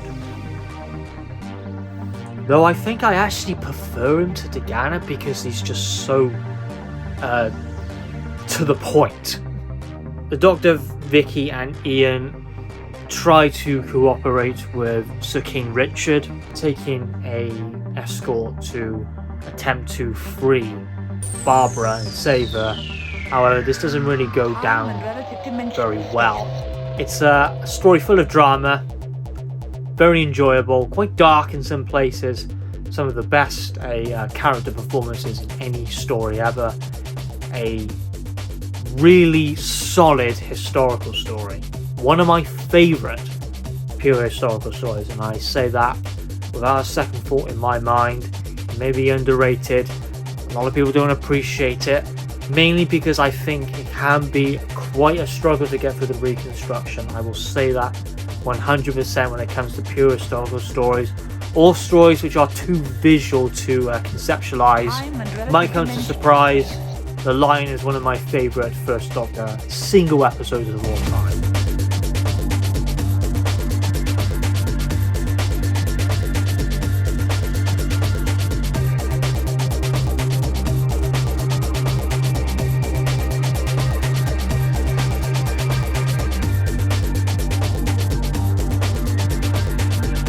Number 6 on the list. It can be a struggle on reconstruction because it's such a visual story. I mentioned a very visual story when I was talking about the Crusade at number 7. So at number 6 it is the Celestial Toymaker, who is known to being called a villain from the older universe. So his status is very similar to something like the Animus from the Web Planet, the Great Intelligence from the Abominable Snowmen and the Web of Fear, and the Matt Smith era. Unfortunately, due to unforeseen circumstances, the Celestial Toymaker was never used to full potential, because it was teased that the First Doctor would have other battles with the Celestial Toymaker, which was very true. It was planned with the 4th Doctor, it was planned with the 6th Doctor. Unfortunately, it didn't happen, just to unforeseen circumstances. The Celestial Toymaker is a villain who uses very childlike games and a world that appears fun, but holds a very dark and twisted mind, seeing people suffer an eternity of his world and rules, with childlike games with musical chairs, a dance floor, and a platform jumping. Things so simple, but turned into something malicious and twisted. It's a formula which is just incredible. Episode 1 is another perfect episode. The Toymaker is an excellent manipulator. I love how he explains his inventions in these really soft, innocent manner, but he's very slowly taking control of Stephen and Dodo's mind and turning their emotions and their aggression and their mind against themselves. So the Toymaker essentially mocks them. Because even though he tries to convey that his games are very... well, there's rules to them. Of course those rules bend to his will, so he's always going to be the main player. He's going to have some cheats, he's going to have some cards under his deck, where he's not going to reveal. And again, I like how he plays mind games, because he clones the TARDIS hundreds of times just to play with them. Episode 2 is the Horde of Dolls, so putting the doll in the right chair. Otherwise you might get something like electrocuted. Episode 3 is finding something within a kitchen. Episode 4 is the final task, it's TARDIS hopscotch. I really don't want to go over detail of what happens in these games and like the little manipulation tactics the Toymaker's minions do, because it just takes so much out of the story if I reveal that. Though it makes me think that these people trapped within the toy room, they convey this, this very happy approach, but I might be overanalyzing here a little bit, but I kind of look at them and I just see depression and sadness, and I would hope that would be conveyed if these episodes actually existed. Episode 4 does, but episode 1, 2 and 3, if it conveys something like that, then that would be really solid, a little detail. The only downfall of the Celestial Toymaker is simply because it doesn't exist. That is its downfall, which is unfortunate, because I will be honest, I kind of struggle with episode 3 because it is extremely visual, and to conceptualize it in my head, it's like a lot going on. It gets a little bit over the top crazy and silly. Yeah, I would say silly a bit, but it still doesn't lose that dark kind of nature to the story. But that is unfortunately its biggest downfall. If it existed all 4 parts, it might even be in the top 5, maybe even top 3, I don't know. But it's still a solid episode of number 6.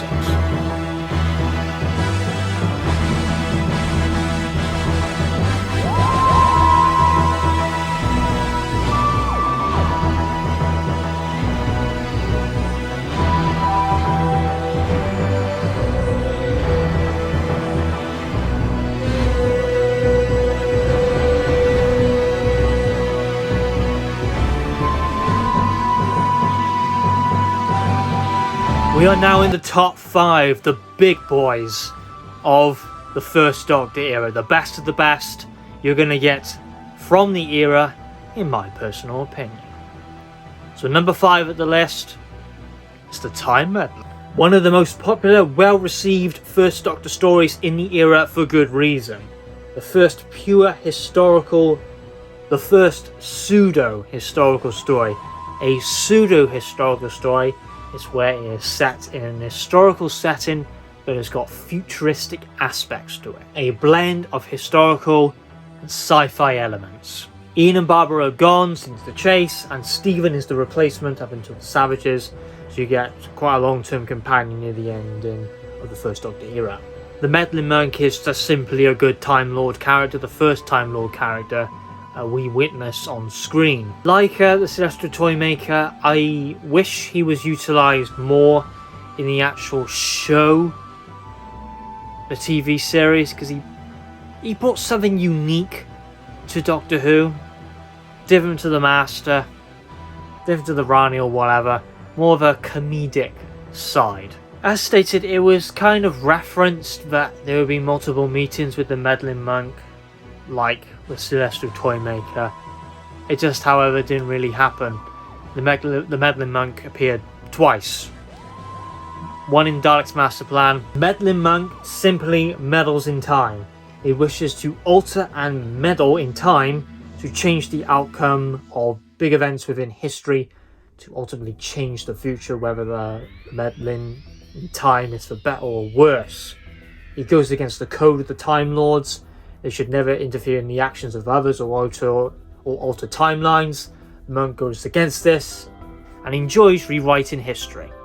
I love the monk's reaction straight away to the TARDIS when he sees it. He knows exactly what it is and who the Doctor is. He's the same as his own race. He's a Time Lord. So he doesn't necessarily think of him as an enemy. He kind of tries and wants the Doctor to see his point of view, but his way's more fun, it's more invigorating, which begs the question to me, if Ian and Barbara are still around, especially Barbara interacting with the Meddling Monk, I personally feel that would have been a really good interaction. Unfortunately, wasn't the case, because I have a feeling the Aztecs would have been brought up, and maybe Barbara would have even seen the Meddling Monk's point of view, even though he's doing it to his own self-interests. Not really to the benefit of anyone, which Barbara was kind of doing with the Aztecs to save the civilization from the dark aspects of the Aztecs. Part 1, perfect setup. Stephen, very disbelieving, very much like a Ian and Ben, of his surroundings and the whole point and the whole idea of the TARDIS. So yeah, the monk is in 1066. He's been there for what we can gather several months, and he wishes to change the outcome of the Battle of Hastings. He wants to have beacon fires on the cliff tops and completely wipe out the Viking fleet. However, it doesn't really go his way.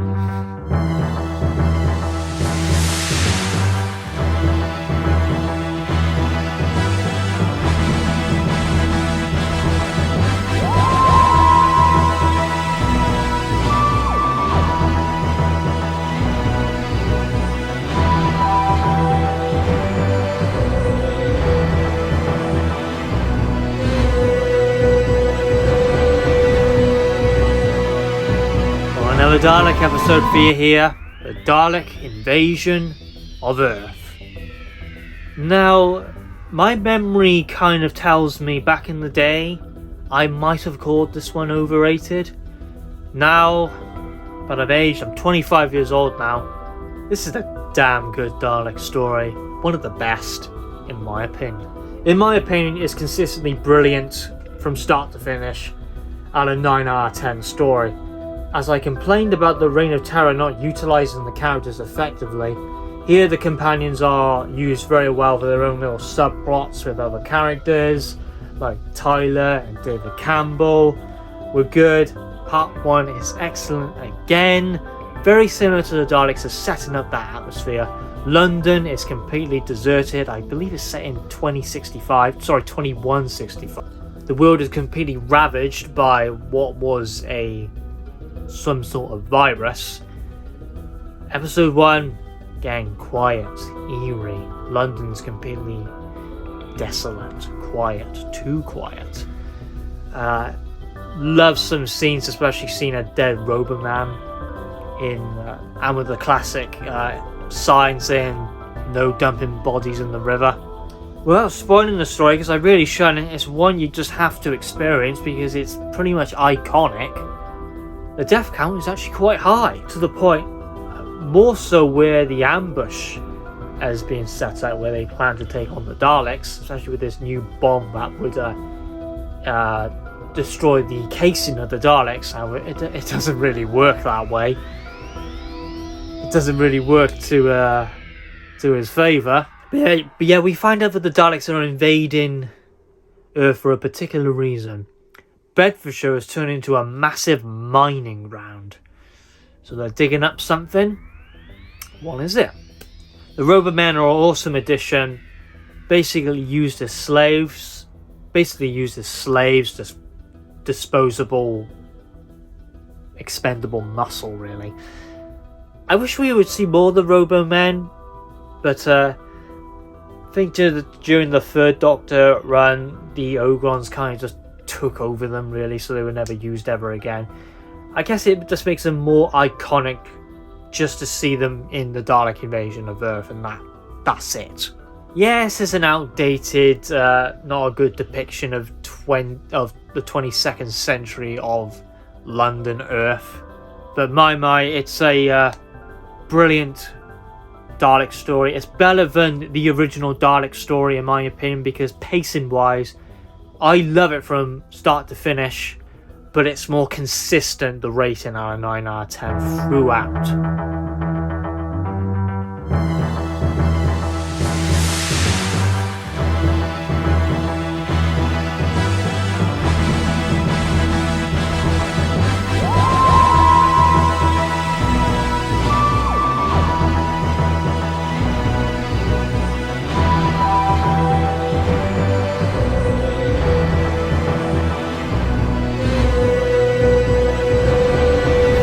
Ladies and gentlemen, top 3 First Doctor stories. Number 3 on the list. I have stated in the past that this was my favourite First Doctor story out of the entire era. It's not anymore. It's gone down a little bit. I appreciate 2 other stories more. Still, this is a great one. I consider it underrated. I think it's like split in half of what people think about it. Some people absolutely love this one, more of a carry-on style Doctor Who story. Some people can't stand it, and some people are like, yeah, whatever. It's all over the place with the Romans, but yeah, I love the Romans. Such a fun, witty, charming, yet dark and twisted First Doctor story. Yes, it implements comedic and quite gravitas elements. The TARDIS lands in 64 AD. In the period of the Roman Empire during Caesar's Nero's reign. The Doctor and the TARDIS team make use of their time and spend a holiday there for around a month. From the events of Byzantium, if you want to include that in the canon. From the first scene to the second scene of episode 1, that's where the space of the month happens. It's cool that Keith Toppin actually implemented a First Doctor story in that little segment. To the plot, 2 slave traders have their eyes on Vicky and Barbara. It does, however, result in Ian being captured with Barbara, except for Vicky. Vicky tags along with the Doctor to go to Rome. Nero. The Doctor gets entangled in a conspiracy that's afoot. He is impersonating, well, he doesn't really want to, he's kind of just dragged into this as Maximus Petulian. If I'm saying his name right, and Vicky would correct me on that.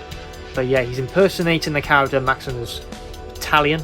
Maximus Battalion. That sounds a little bit better. And there is a conspiracy afoot of what his role was and why was the actual Maximus Battalion executed and killed.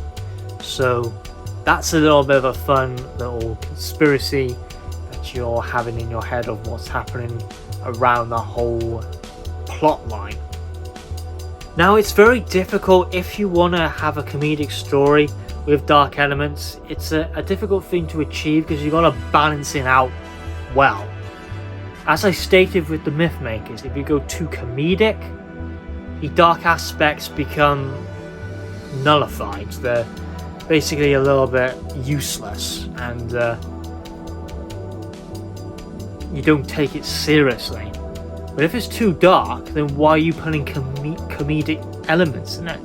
It's going to be too contrived and forced, and why are you putting it there? So the balance, it's got to be 50-50. You can't go too much either way, because you're not going to get it right, and it's going to feel too contrived in any either the comedic aspects or the dark gravitas elements. Some people might agree with what I just said, but it is contrived in one of those ways. Personally, I think it's completely 50-50. Though it can be a little bit different, because I think it maybe pushes more to the comedic than the dark moments of the story. But I think when the dark moments are thrown in your face, they hit you, and they hit you well. Especially when Nero kills a Roman soldier, right, and it's kind of insinuating he's going to kill Barbara. Wow, that is like one of the dark elements where I said, well done. Nero I found funny and well portrayed. Some people find his character, especially what happens in episode 3, creepy and a little bit disturbing. Again, Nero was not really known. I guess it's kind of portrayed that Nero is kind of a wacko when it came to interacting with women. My second favourite pure historical First Doctor story. So that was number 3.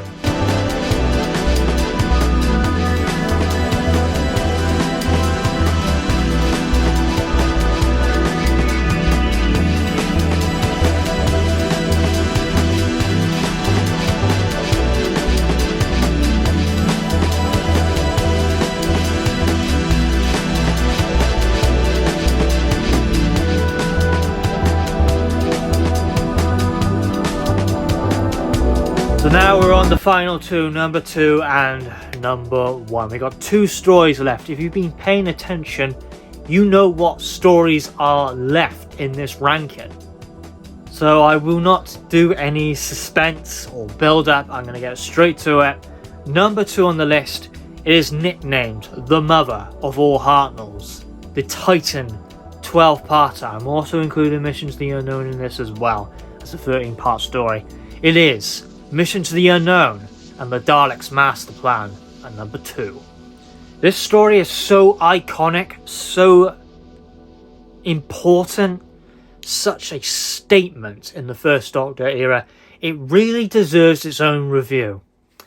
If I plan to do that, it's another question, but flipping out, this is one you have to experience someday.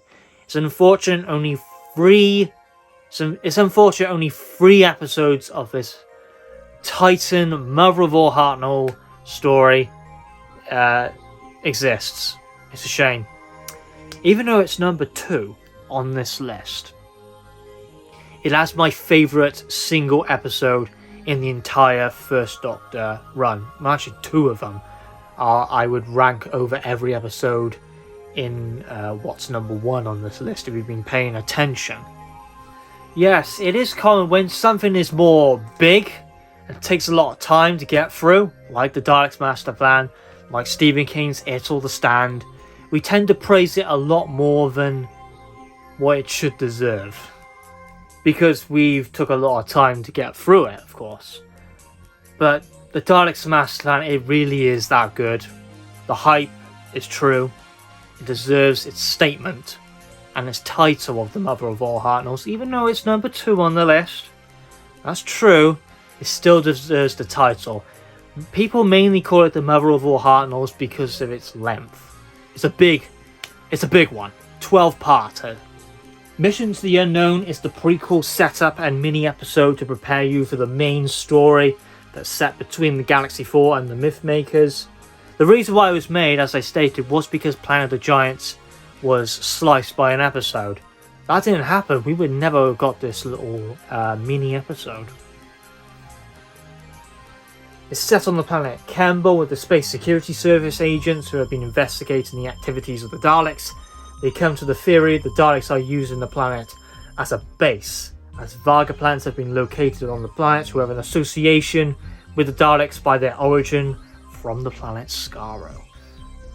The Dalek city of Campbell, along with the delegates and the Dalek Supreme, have come forward with an alliance to take over the solar system, starting with Earth.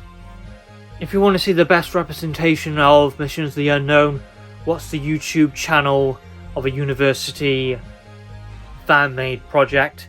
It's the best representation of Missions to the Unknown. Let me tell you the biggest strength of the Daleks' master plan over pretty much most stories in the entire era of the show. People die in this story, and there's a lot of death, a lot of bleakness, and bleak gravitas stories is my kind of thing. I like a little bit of a gritty story. Yeah, even more than the Massacre, by flipping miles. It's is it the darkest? I won't say it's the darkest story from the entire era, but it is one of the darkest episodes. People die in this story, and it just brings this more unpredictable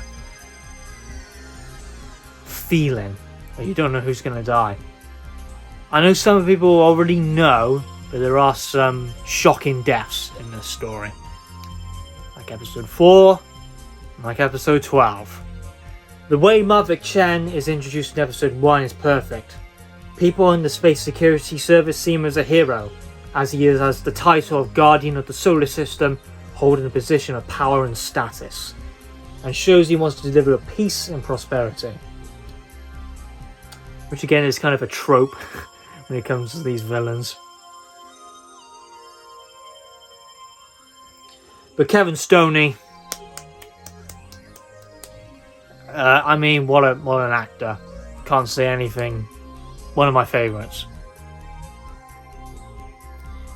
Episode 1, excellent introduction episode. Gret Vian set up well. Takes rather desperate tactics to get to Earth to warn about the Daleks. Mavic Chen working alongside the Daleks, really by proxy. He doesn't really want to have an alliance with them. He's doing it to his own ends and his own power. And the Daleks are kind of wary of that. Episode 2, which I can proudly say myself, I own a clip, a 60mm clip of this, which is a staple in my collection. The Daleks and the delegates hold a meeting and a conference. Now, honestly, I find this to be one of the best single episodes of the entire show. That's like the political parts of it. Even though some people don't like that, I personally do. It is like some of the best Doctor Who's ever. And of course, the classic flamethrower scene. It's just like the power dynamics between the delegates. Even though there's an alliance, there's too many egos almost in this meeting of they're wanting to get their own ends. They want to get their own way. The Daleks are utilising this to their own advantage. They know they're not going to have an alliance with these fools. That's basically what they're thinking. They're using them, just as how they are using the Daleks. But the Daleks are more using it. But the Daleks are doing it better. They're taking it to their advantage a lot more.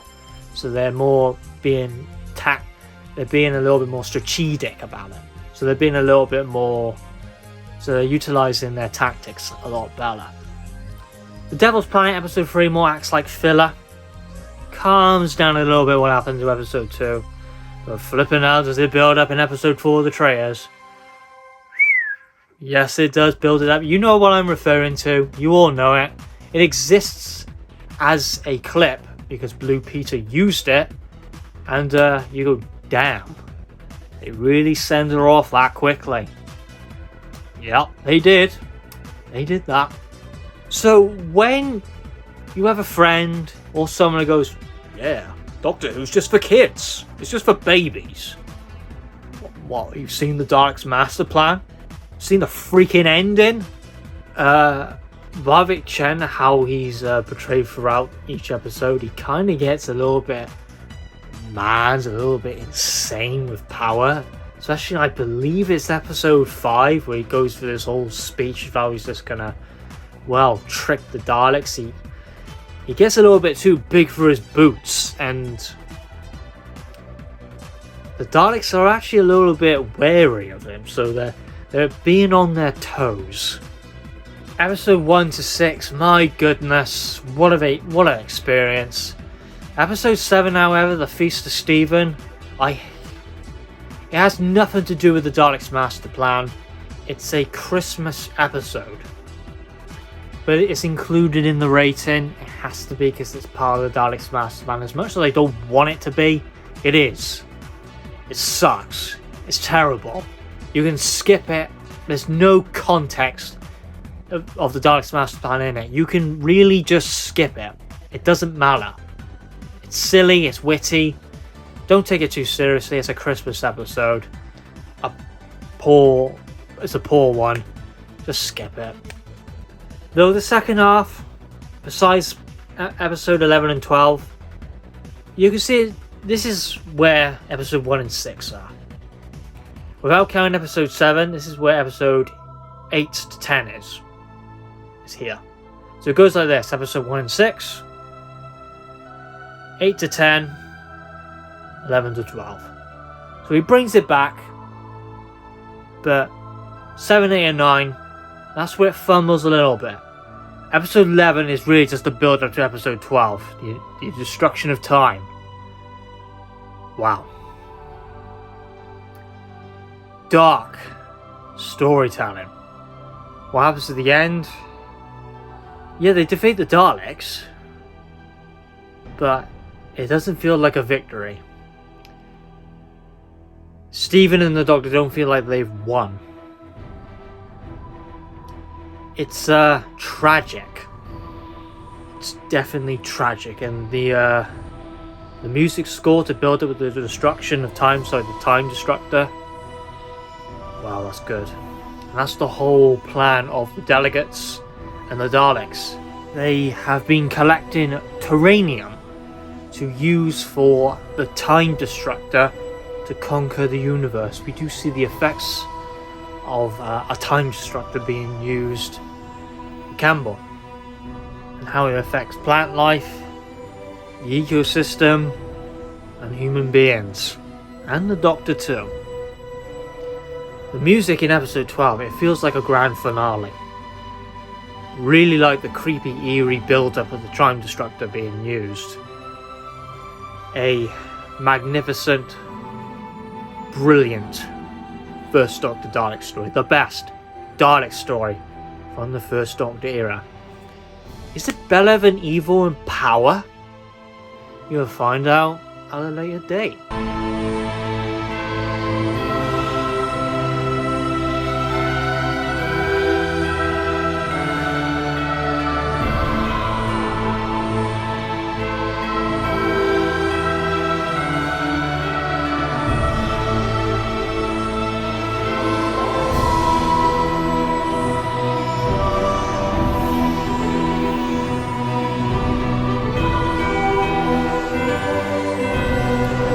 Been paying attention, you know what number 1 is. This changed definitely from like 5-6 years ago.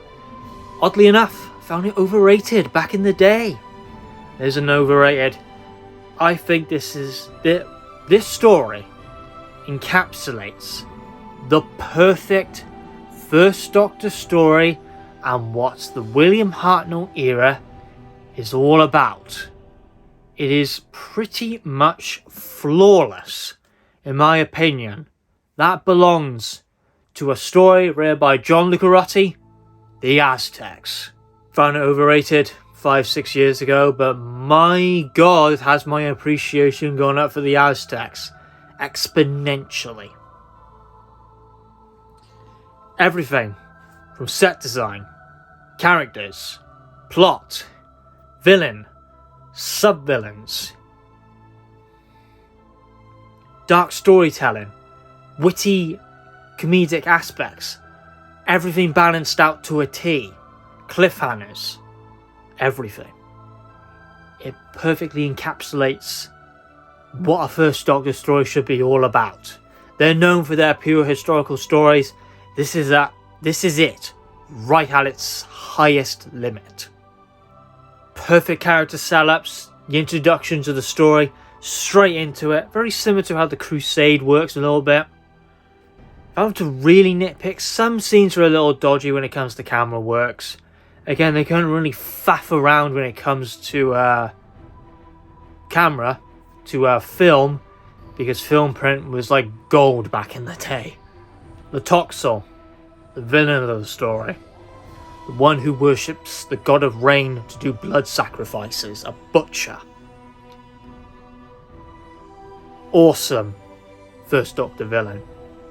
It goes to show that a great villain doesn't have to be physically strong, have godlike powers, or be a threat in a one-on-one confrontation or anything like that. He can use stuff by proxy. He can use his words. He can use his influence. That's what makes the Toxel so good. The Toxel proves throughout the entire story that his influence of events and the action that takes place, the story is controlled by him. He controls and influences the events.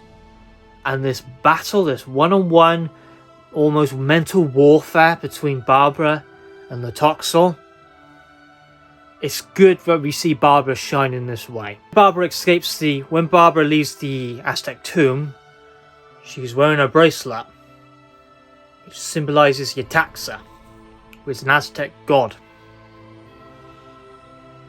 Not straight away, but the only reason why the Toxel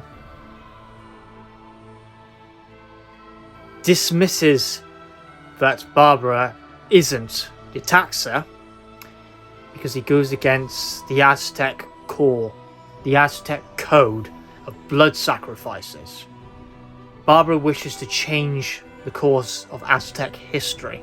The Doctor, to his dismay, doesn't agree to this, and he's breaking, and that not one line of history should be changed, whether it be self-interest or for the greater good.